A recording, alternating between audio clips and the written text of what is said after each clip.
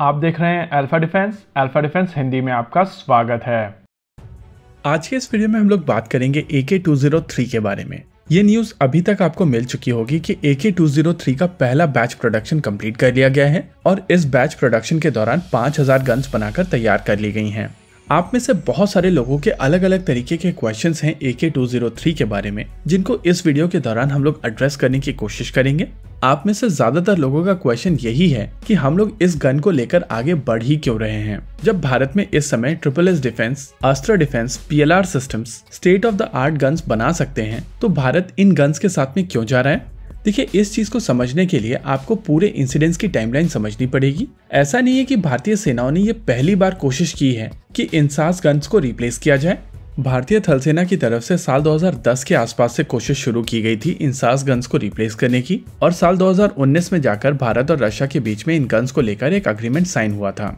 Indo Russia rifle private limited यानी कि IRRPL, जिसमें 50.5% शेयर पुरानी ऑर्डिनेंस फैक्ट्री बोर्ड के थे, 42% शेयर्स कलाशनिकोव के और 7.5% शेयर्स रोजोबोरन एक्सपोर्ट्स के थे। यानी कि ये सभी चीजें साल 2019 में हो गई थी, जिसके बाद उस समय की ऑर्डिनेंस फैक्ट्री बोर्ड और भारत सरकार की तरफ से मिलकर कोरबा में फैसिलिटी डेवलपमेंट शुरू कर दिया गया था। यानी कि इंफ्रास्ट्रक्चर के ऊपर काम ऑलरेडी शुरू हो चुका था। लगभग उसी समय के आसपास SSS डिफेंस की तरफ से अपनी 2 स्नाइपर राइफल्स वाइपर और सेबर को डिफेंस एक्सपो 2020 में प्रेजेंट किया गया था, और इसी एक्सपो के दौरान P-72 को भी वहां पर प्रेजेंट किया गया था। यानी कि एक तरफ भारत सरकार की तरफ से अपने इंफ्रास्ट्रक्चर के ऊपर ऑलरेडी कैपिटल इन्वेस्टमेंट कर दिया गया था, वहीं देश में दूसरी ओर एक प्राइवेट सेक्टर कंपनी पहली बार गन बना रही थी, जो कि देश के लिए एक बहुत बड़ी बात थी। लेकिन जैसा कि हम लोग वीडियो में पहले बता चुके हैं कि भारतीय सेना साल 2010 से इंसास राइफल्स को रिप्लेस करना चाह रही थी, और उस पॉइंट ऑफ टाइम तक इंडियन आर्मी डेस्परेट हो चुकी थी। यही कारण है कि स्टॉप गैप के तौर पर भारतीय सेना की तरफ से American 6R716 of the shelf acquire की गई थी, और ये चीज इंडिकेट करता है कि भारतीय सेना नई राइफल्स को लेकर काफी ज्यादा डेस्परेट थी। वहीं समय के साथ साथ SSS डिफेंस की P-72 और ज्यादा मैच्योर होती चली गई, और इस समय ये गन काफी ज्यादा केपेबल सिस्टम है।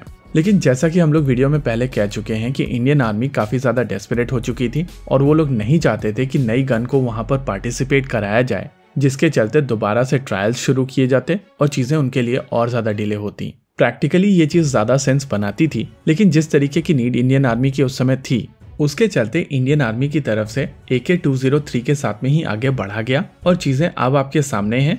वैसे अभी के लिए माना जा रहा है कि लगभग 7.5 लाख राइफल्स को अक्वायर किया जाएगा, लेकिन तीनों सेनाओं की कंबाइंड रिक्वायरमेंट और भी ज्यादा है, और इस वजह से चांसेस है कि आने वाले समय में भारतीय सेनाएं P-72 को अक्वायर कर सकती हैं। एनीवेज, आगे बढ़ते हैं और दूसरे क्वेश्चन को एड्रेस करने की कोशिश करते हैं, जो AK-203 के ऊपर यूज होने वाली एक्सेसरीज को लेकर है।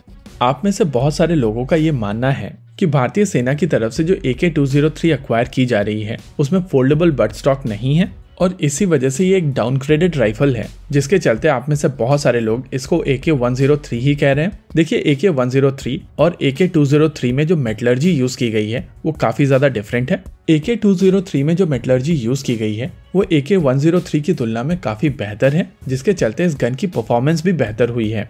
रही बात फोल्डेबल बट स्टॉक की, तो हर किसी को फोल्डेबल बट स्टॉक की आवश्यकता नहीं होती है, स्पेशली तब जब ये सभी सोल्जर्स इंसास से ट्रेन होकर आते हैं, और अगर किसी स्पेशल सर्कमस्टेंसेस में फोल्डेबल बट की आवश्यकता होगी तो इनकी मॉडिफिकेशन किट्स अवेलेबल हैं। इनफैक्ट SSS डिफेंस की तरफ से ही AK-47 की मॉडिफिकेशन किट सप्लाई की जा रही हैं, और उस हिसाब से इंडियन आर्मी के लिए एक पॉजिटिव डेवलपमेंट है। हालांकि यहाँ पर जरूरी है कि Indian army private sector companies के साथ में मिलकर जो गन्स उन्होंने बनाई हैं उनको भी इंडक्ट करें।